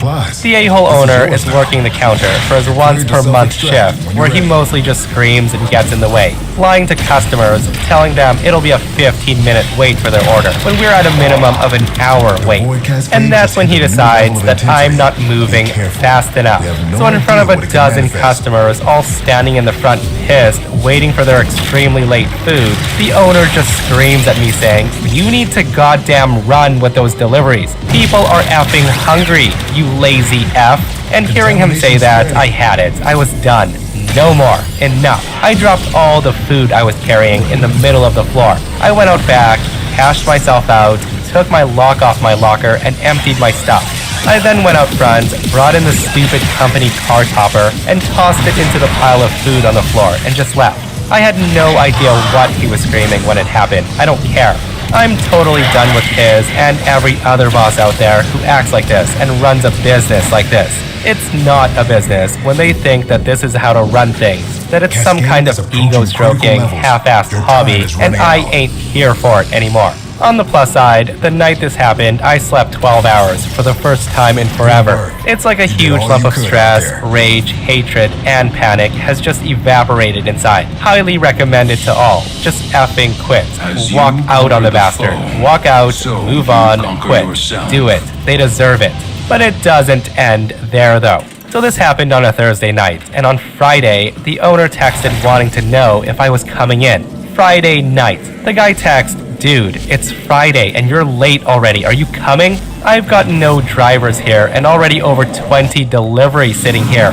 What the F? What are you trying to do to me?" Seeing that text, I thought, do I just ignore or be a D-bag? I was trying to decide. I just know I'm definitely not going back. So I just wait, and the guy keeps spamming me, text after text, for half an hour, saying things like, "Are you coming in or not?" And that's when he sends me this gem. The text read, "I'm gonna effing sue you for ruining my business and job abandonment." Now I don't know how that works, but at this point I've had enough. So I respond, "I hope your lawyer's cheap because I worked for you, you cheap bastard. So you know I'm effing broke. And here's some free advice. Don't sue poor people. We ain't got nothing." After I sent that text, the guy sends a text back saying that I'm fired. And I'm thinking, woe is me, right? I'm fired, even though I quit. I don't care, but I'm definitely filing for unemployment since he was dumb enough to fire me via text after walking out. I can't wait for his freakout when they send through the paperwork for that. However, I drove by a few days after all this happened, thinking I'll be decent and return my uniform shirts and whatnot, trying to act like an adult or whatever. And he's closed. It was around the time the place opened, and there was a sign on the door, handwritten, that simply said, "Closed today due to lack of staff." I texted around to my former coworkers, and apparently, the guy's rage fits all night Friday and all day and night Saturday cost him 2 of his insiders and shift runners. And the other driver told him to go F himself and walked out after getting yelled at. The dude is self-destructing, I guess, and he doesn't seem to care if he torpedoes his business. Now he's got absolutely no drivers and no staff. I just left my uniform shirt in the dumpster around the corner, and you'd think that it has to end here, right? That I can move on with my life, but it doesn't. So there was a knock on my door today, and I answer it to my former entitled a-hole boss. Now I'm already not happy about that, as I seriously dislike people just showing up at my house uninvited. And I really dislike it even more when it's a person I absolutely despise. I'm just thinking, okay, what the F? And what makes it even worse is the guy starts screaming at me. The guy basically says, "So now that you've had some time, are you ready to grow up and be a man and come back to work? It's Friday tomorrow and I need my people." At that, I respond, "What the F did you just say? You told me to grow up and be a man. I quit. We're done. Go away. I don't have anything more to say to you. I don't work for you anymore." That's when I start to go inside, but he launches into this unbelievable rant about being closed half this week, and it's all my fault. The guy says that the rest of the crew followed me out, and all he has left is his general manager. He's complaining that he's losing money, and how is he supposed to staff a store that's open 100 hours a week with just him and his GM? And it's my fault for quitting. He also told me that he's spending so much in DoorDash fees, sending out deliveries, that he's gonna go broke any minute now. And hearing that, I'm just slack-jawed in disbelief. I can't believe this Nimrod won't leave me alone. Like, the guy's literally not letting me quit. He's let his staff dwindle over the years, down to the last half dozen or so, and we all bailed finally as well, and this is my fault? I just say to him, "Dude, I don't give an F. I'm not interested. I don't care. I don't know what else to tell you. I don't know why you're here. I am not going to work for you ever for any reason. Go away." At that, he responds, "You're just a child and an effing coward. Anytime something's hard, you lazy idiots quit. You'll never get anywhere in life with that attitude, so get back to work. I need you there." At this point, I just tell him to go F himself and get off my property. I slam the door, head inside, and the guy's on my front porch, banging on the door like a maniac. My dogs are losing their lid.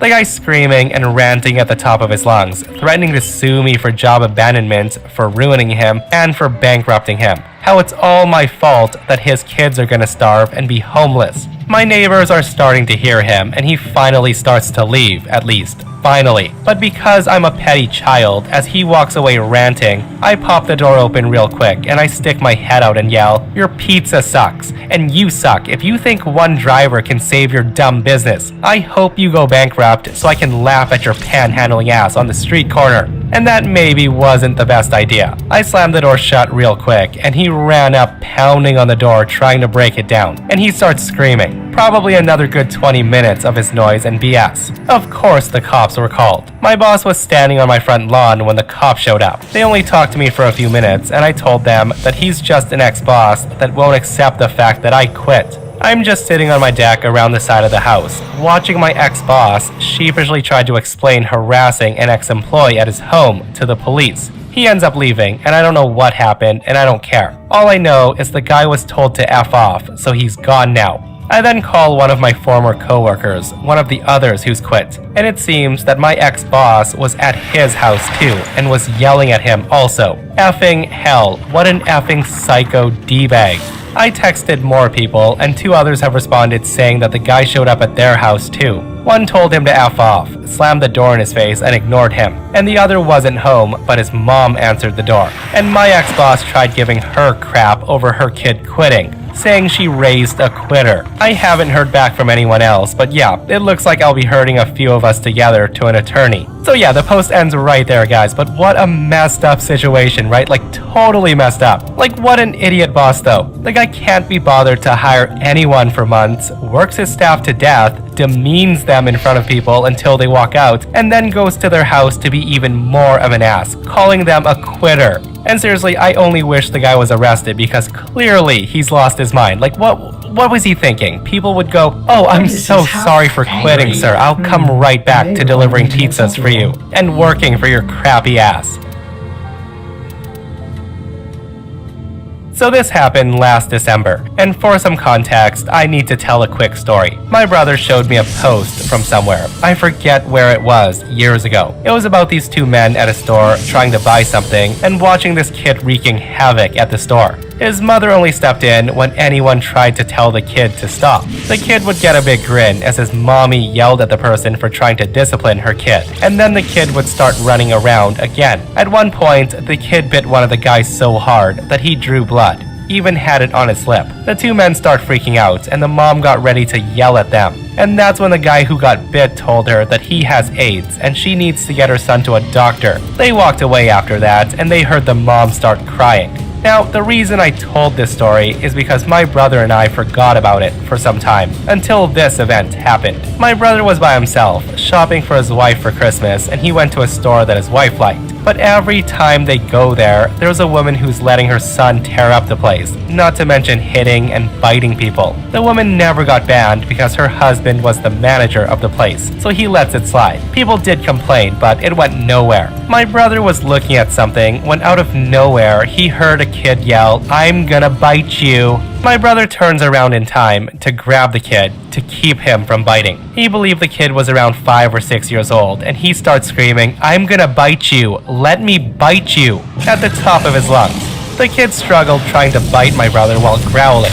So Karen comes marching right up to my brother and said, "Let my son go right this instant." My brother tells her, "Lady, I'm not gonna let your son bite me." Karen says, "You will let go of my child or I will have you arrested for trying to kidnap him." My brother says, "Then I'll tell the police how you let your son attack other people." Karen starts to speak, but my brother cuts her off and said, "No, your son has no right to bite people. You never know who might hit him for biting them, or who's sick and shouldn't be bitten." At that point, the boy gets freed, and he grabbed down on my brother's arm and he bit it hard.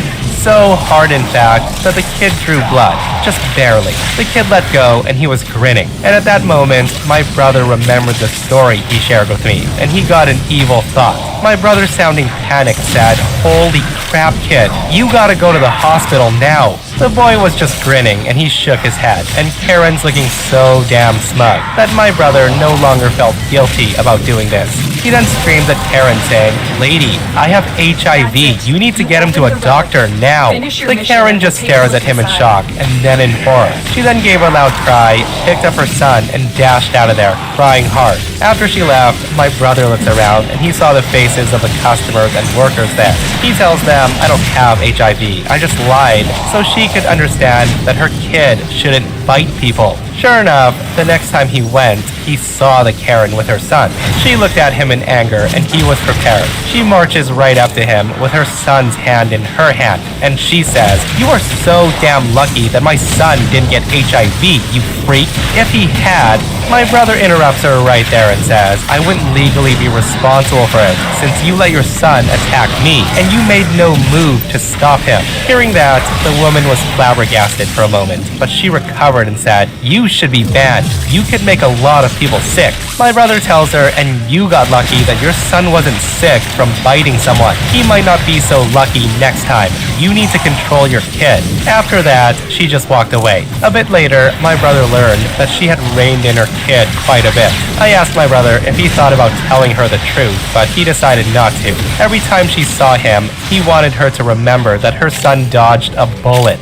Guys, I freaking love this post. Sometimes you just gotta get extreme to teach someone, right? And I just want to say that disgusting Karen, who lets their child just put their mouths on other people like that. Like, I thought Karens demanding people sharing food was bad, but I guess they're out there letting their germy kids bite people too. Holy moly. And that, my friends, brings us to another end of r / entitled people. Guys, I hope you enjoyed today's stories. If you did, hit that thumbs up. And if you're not subscribed, consider subscribing so you don't miss these crazy stories. And if you missed the last episode on the channel, it's an r / petty revenge episode where Karens are running wild yet again. And Opie tells a story about his entitled neighbor who tries to get him evicted, and it backfires so hard. Guys, go check it out if you haven't, and myself and Stevie Boy will see you guys in the next one. We love you.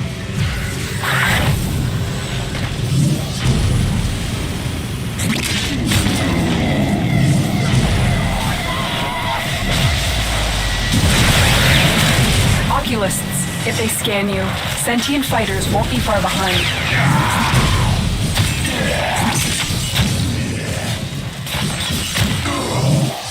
The sentient has detected you. Fighters incoming.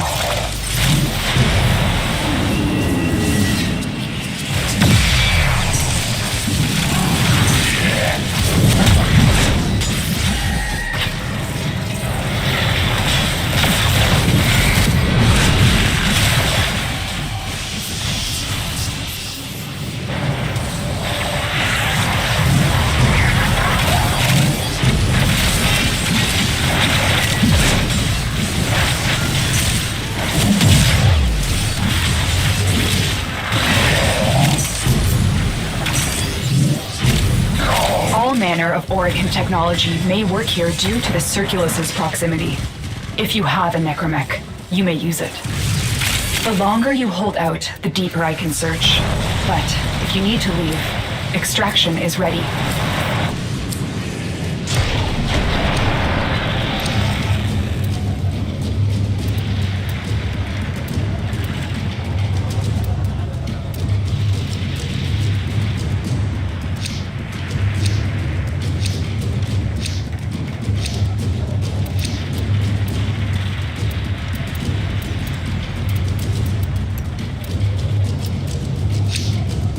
Void signatures, but outside the corrupted.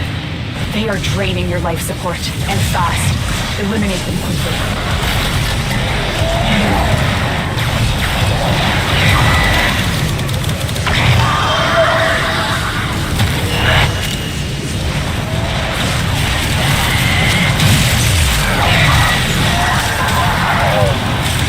Taking care of my wounds! See, mother?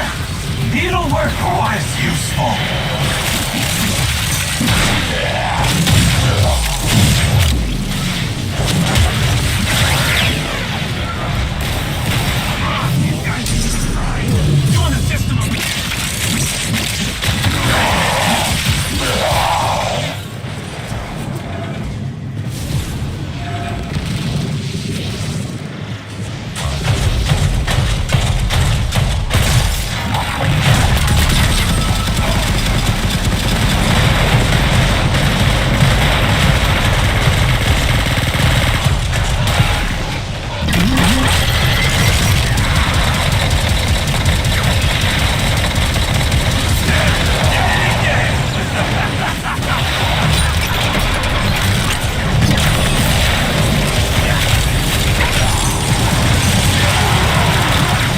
extracted enough reactant to open your relic.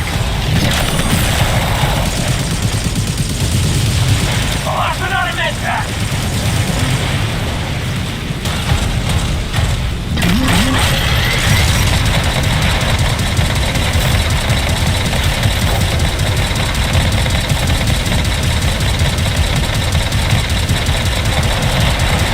Off and on a med pack!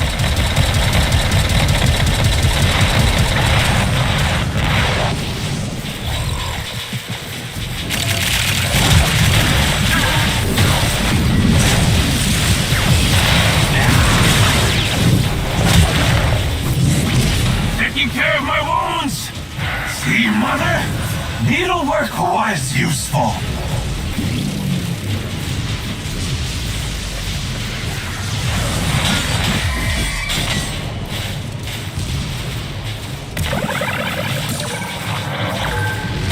Taking care of my wounds! See, Mother? Needlework was useful.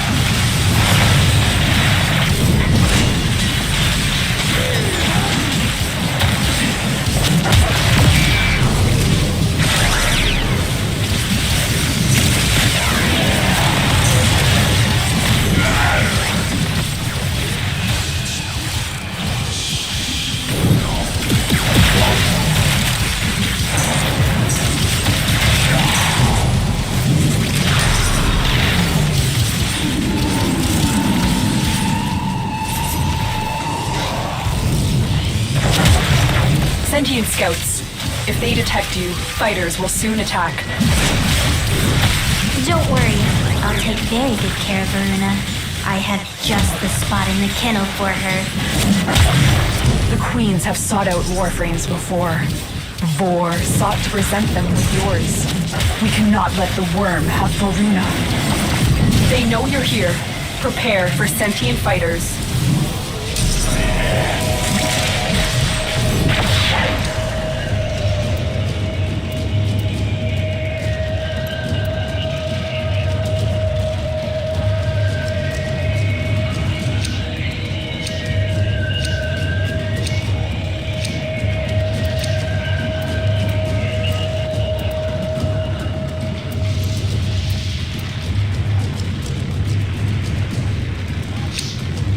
These manifestations, they aren't from the neural sentry.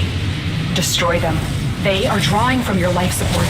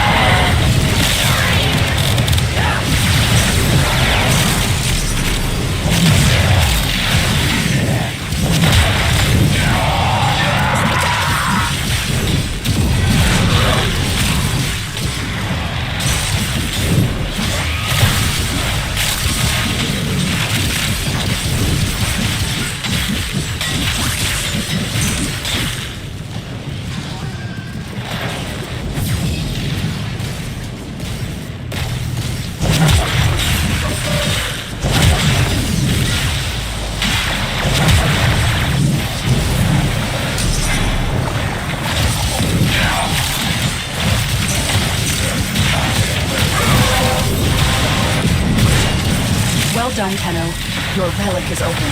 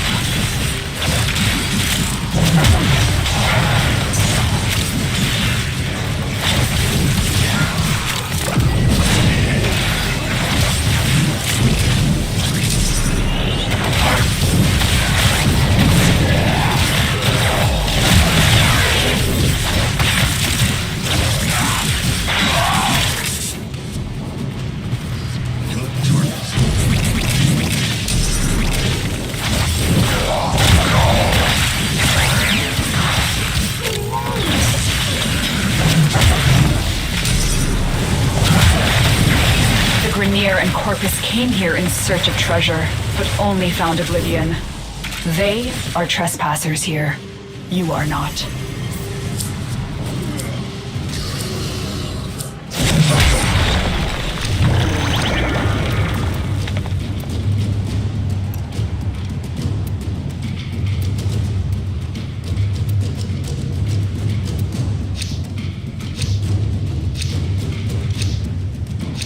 Hello, my wonderful, beautiful friends, guys. Welcome back to r/entitled people, where people truly believe that they're all that matters in this world. And in today's episode, OP risks their life to save a Karen's daughter, guys, and in return, gets a smack and the cops called. It's ridiculous. Guys, I hope you enjoyed today's stories. Don't shake your heads too hard. And as always, you can send or link your post to this email right here. Let's dive in.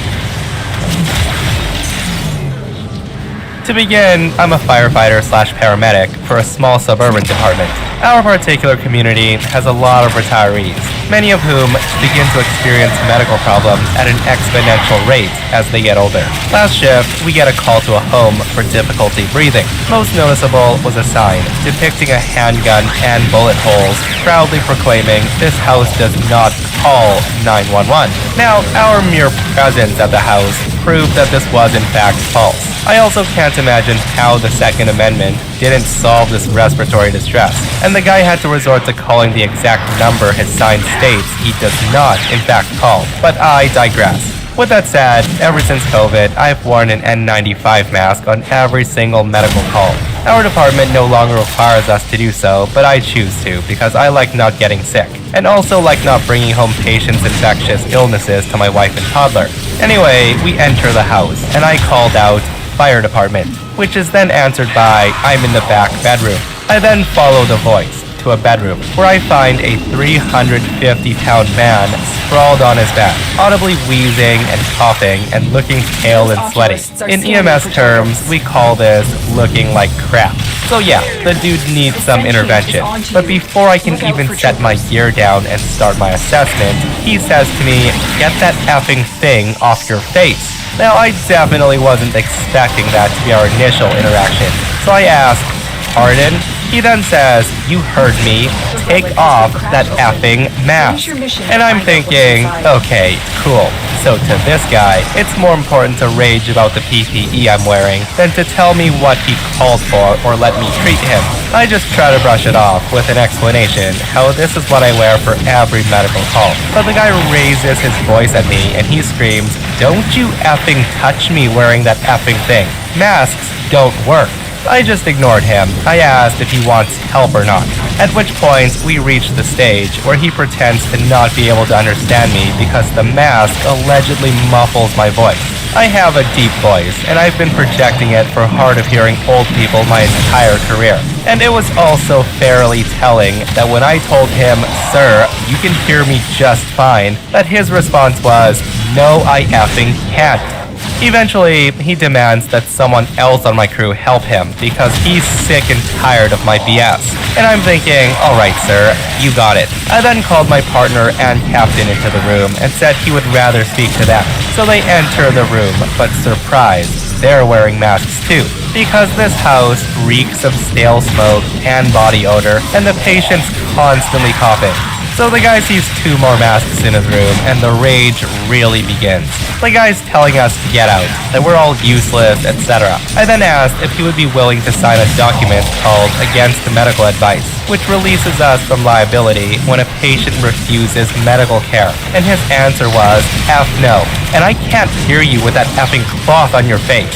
And I just think to myself, alright bud. So we grab the gear and we file out. His clearly long-suffering wife caught us at the door, and she begs us to go back inside and take him to the hospital as he's been having so much trouble breathing lately.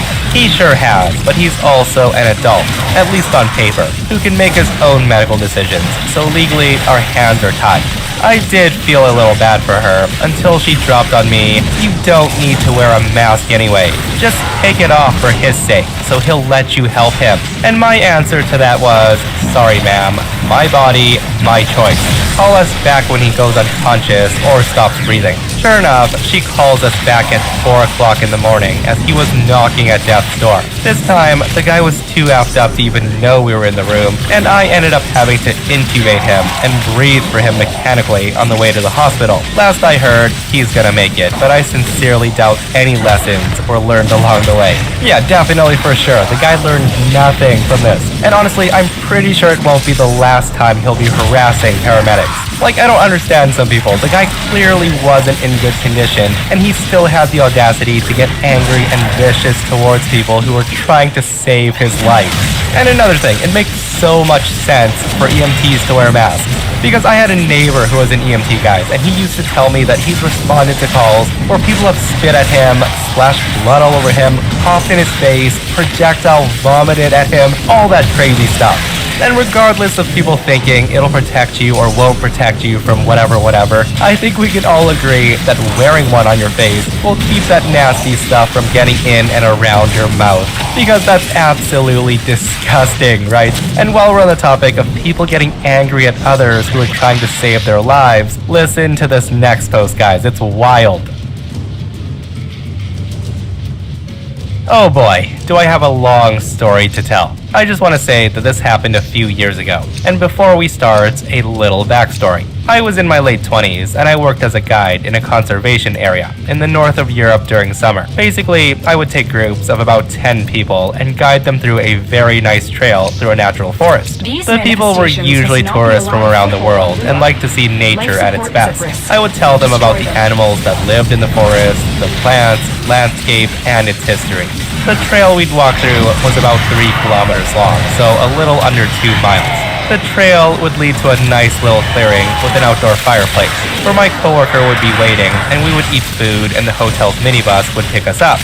About half the walk, so about a mile, went through a swamp and we would walk on duckboards. Now, if you don't know what duckboards are, they're basically wooden planks put on trails like this for people to walk on, so they don't hurt themselves in the swamp. These are also very comfortable to walk on, and 2 adults can pass each other sideways if needed. Also, depending where you are, some might be old and broken, but nothing too bad. Ticks and mosquitoes would also be a pain in the butt, and the population is always the biggest in the summer. Because of all these things, anytime anyone booked a guided walk via the hotel I worked for, they were given a little information guide, like how to dress, what to take with you, and how to prepare. This included the suggestion of wearing long pants because of ticks. The slip also showed a map of the area, the distance, and a suggestion not to take very young kids with you if you're not ready to carry them, as most kids get tired after a mile. So the story begins in late July, on a bright sunny day. I get to the beginning of the trail where the group was meant to gather. My clothing was pretty standard: a blue t-shirt, dark green thigh pocket trousers, hiking boots, white cap, sunglasses, and a backpack. The walk was set to start at 3 p.m., and I was glad to see people arriving just on time. Everyone starts checking in with me that they showed up and so on. It seemed like a great day, but my joy was about to be taken from me. The moment Karen and her daughter stepped in my line of sight, I felt my heart sink. The daughter was wearing shorts, a t-shirt, and sneakers, and she was seemingly around 7 years old, as she was pretty short. Karen, on the other hand, wasn't the most stereotypical Karen, but she did have the attitude and sunglasses. Otherwise, she was dressed in very expensive designer clothes, though still covering her legs as advised. She gave me a little attitude, but people do get a little pissy in the heat sometimes, so I got over it, and we start walking. The trail we walked on was wide enough to fit 4 to 5 people side by side, so the group could walk comfortably, pretty close to each other, but still giving each other space. I was telling them about the plants, specifically the berries growing next to the trail, when one person in the group had a question if it was okay to taste them. I showed the group the wild blueberries and strawberries and what they looked like and so on, reminding them to never eat any berries without asking, as we've had a few poisonous ones that look exactly like blueberries.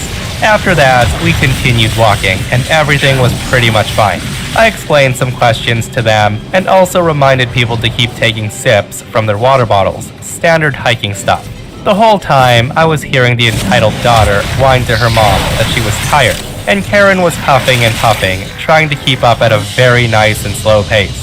I had to stop the group a few times just to let her catch up with us and breathe a little without making it awkward for her. I also had to ask the daughter multiple times to turn off the music from her game, as she was playing it so loud that the others on the walk couldn't hear what I was saying. It was also advised not to bring electronics or to keep them secure in a bag, as the hotel wasn't gonna pay for broken ones. But for some reason, this kid had a phone with her. We also saw a squirrel along the way, but the daughter did not like the squirrel she saw, and she starts throwing rocks and pine cones at it that she found on the trail. When I told her to stop, the only answer I got from her was her sticking her tongue out of her mouth, and she saying to me, "You can't tell me what to do. Mom says it's fine for me to do that." I had to tell Karen to control her daughter, or I'd call some workers to get them out of the walk. The woman gave me a death glare, but she didn't have the energy to fight back. The woman was covered in sweat, and she just told her daughter to stop and walk. I was very pleased with this, but I could hear her mumble something under her breath to her daughter. When we got close to the swamp and we saw the duck boards, I stopped the group to explain things. I say out loud, the next part we're going through is a natural swamp. These are the planks, and I'm asking you to only walk on them, as the flora is more delicate and can be damaged if you walk on it. Bog holes are also a thing you should be aware of. Normally, they aren't that deep, but this is one of the deepest swamps in the country, meaning a bog hole can be 2 meters or about 6.5 feet deep. So please stay on the duck boards to keep yourself safe and the nature in good shape. Karen seemed pleased for the hard surface, as the forest floor was softer and not consistent naturally. We started walking on the planks, and you could tell that they were old. Some were rotten, but not too rotten not to be walked on. Those planks were always replaced for obvious reasons. I had just started talking to my group about the beard moss and how clear the air was, and that's when I heard a loud splash and an ear-curdling scream, followed by more screeching and screams for help. And that was the moment that I realized that Karen and her daughter weren't with the group anymore. Everyone ran on the planks back to where we were coming from to see what was going on. Karen and her daughter had left the duck boards, and her daughter was stuck in the swamp. The two had gotten off and walked further into the swamp and found a clearing. The clearing was covered in moss and a tiny pond next to the moss. But the thing was, the moss was covering a bog hole. And as it had rained all last week pretty heavily, it had also a ton of water in it. Now, normally, if an adult would step on something similar, they would just get their legs stuck, and with a little help or something to grab onto, they would be able to pull themselves out. But with a child, it's much more dangerous, as they often try to kick themselves out, only getting themselves sucked in. Also, because the daughter had probably jumped on the moss, both legs were stuck. As soon as the moss broke beneath her, the bog hole had sucked her in, waist deep. Karen was screaming to her daughter how she needed to swim out, and that only worsened the situation, as bog holes aren't the same as quicksand and what she was thinking about. That's when I scream, "Don't struggle or kick, it'll make you fall deeper, hold still." I then look at Karen and say, "Go to the duck boards right now, follow your own steps and go by the trees." At that, Karen tells me, "Shut up, help my daughter, why didn't you warn us about these things? It's all your fault, you don't tell me what to do. If she stays still, she'll drown. She needs to keep kicking. I know, I've gotten stuck in quicksand." After those words, it was just incoherent screeching and curse words. I jumped off the duck boards and I ran down to the bog hole. The daughter was screaming bloody murder, and she was getting sucked deeper because she was still trying to kick herself free from the mud. And as she had sunk in deeper, the now muddy water was reaching her shoulder tops. I acted fast, getting close enough to the daughter to pull her out. Meanwhile, Karen was screaming at me the whole time. I just grabbed her daughter's hand, backed up, and pulled her out by her arms. This caused the little demon to scream at me and spit at me as I was hurting her when pulling her out. The moment I got most of her upper body out of the water, I grabbed the kid around her armpits, almost like hugging her to pull her out. And this little crappy child lets out even louder screams, trying to wiggle out of my grip. All the while, I was pulling her out from a very disgusting and slow death. She even starts scratching my face, and I felt my hair getting pulled in an aggressive manner. And Karen screams, "You effing pedo! Get your hand off my daughter's chest! You hurt her arms when pulling her out! You sick bitch!" Despite that, I could not let go of the daughter. This meant I had my hair pulled until I got her pulled out of the bog hole. I fell back when she finally got free, and the moment I fell to the ground, I let her go to her mom, covered in mud. And she was missing one of her shoes that the bog hole had taken instead of her. I then faced Karen, who instead of thanking me for saving her daughter, proceeds to slap me. She just screams, "I'll sue you for assaulting my daughter and attempted murder, you sick pedo. Now my daughter's gonna have trauma and she can't sleep at night. Are you proud? I should push you in, you effing piece of crap, and you'll also pay me for the phone she lost in that hole." Now, I'm not a violent person, but I've never wanted to throw a person headfirst into a bog hole more and watch them drown. I was covered in mud, my backpack was covered in mud, and now Karen too was covered in mud, as she proceeded to carry her child like a baby, who was still wailing. I then called my colleague and told him what happened on a walkie-talkie when we were close enough. He had his own cell phone with him, so he could call the hotel, our boss, the police, etc. When we got back, 2 police officers accompanied my coworker and boss. I'll save you from the most boring details, but Karen basically tried to form some BS story, how this was all a sick ploy so I could inappropriately touch her daughter, trying to make me seem like the worst person in the world. But there was my saving grace. One of the tour members had filmed the whole thing, every second, and how Karen started screaming at me. I still remember her face, trying to look so smug with all the color drained away. Long story short, Karen was arrested for endangering her child's life. Also, assault and a few other charges, if I remember correct. To be honest, the legal stuff is pretty much all a blurry memory, as I had my lawyer work out most things because Karen lived in a different country. I truly hope that somebody more responsible got custody of the daughter, but honestly, I don't know. Guys, the freaking audacity of that Karen to try to make up a story to get OP arrested after they literally saved her daughter's life. Like, why? Some people are the worst, aren't they? Like, instead of a thanks, she was handing out slaps and threats. I totally agree with OP. Like, it would have taken everything I had to not throw Karen into the bog hole myself and have her fend for herself, because clearly she knows what to do, right? Alright, so a fair warning. I do come across as a bad guy in parts of this, but I was also 13 at the time, and I acted in the interest of my 13-year-old self and the people I was with.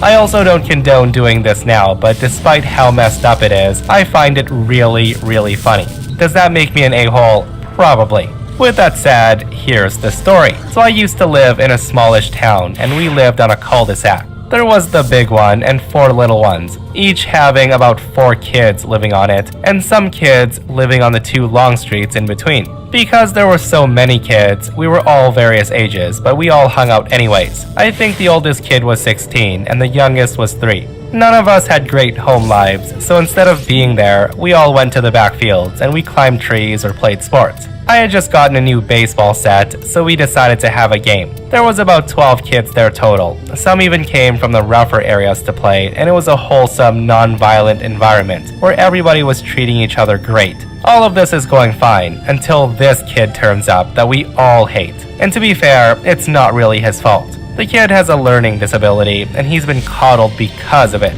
And due to being coddled, he was a spoiled brat who could never do anything wrong and always got his way. Every time he had a minor issue, he would just throw a meltdown and people would fix it for him. The kid was an entitled POS through and through. So the guy comes walking over and he's like, "I'm playing, give me the bat." And we're like, "Sure, whatever." He then snatches the bat from someone and I say, "Come on, you have to wait your turn." And at that, he starts freaking out. Now, this guy's mental problems could be described as mild at best. He's perfectly capable of being normal and fine. Let's call him Timmy from now on. I decide it's not worth it, and I let him go first, and the kid keeps missing the ball. So about after 5 minutes of him swinging badly on the younger ones, Charlie, who's about 7 years old, walks up and asked him if he can have a go. And I kid you not, Timmy just turns around and whacks the kid in the face with the bottom of the bat. We're all just standing around in a moment of shock. Charlie falls to the ground and Timmy lifts the bat above his head like he's gonna hit Charlie again. So I do what any rational person does in this situation. I run at him and I hit him as hard as I can in the nose. Timmy crumples and I pick the kid up and I check him over to make sure he isn't too badly hurt. I can see blood, but it's not bad, but that makes me angry. Now, there's no excuse for what I did next. I can only hope you put yourself in my shoes. But as soon as I saw that blood, I was in rage mode. So I turned around just as Timmy was getting up again and I hit him again. He then falls down and I'm like, "What the F is wrong with you?" I then pick up the bat and at this point, his mom's heard the commotion, so she comes running over as their house backs out onto the field. So the woman sees me standing over her son with a bloody bat in my hand, and he's on the ground holding his nose. She then charges at me and she slaps me multiple times in the face, screaming, "What did you do to him?" I reply, "He hit my friend in the face with a bat, so I hit him."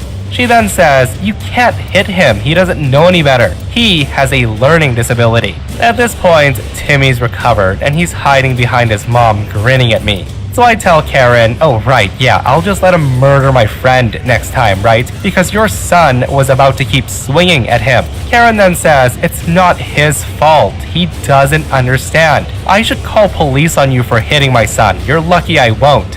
It got heated, and she said, "I'm gonna tell your parents what you did to my son." I tell her, "Go for it. I'll tell Charlie's parents too. And you should be glad that Charlie's brother's not here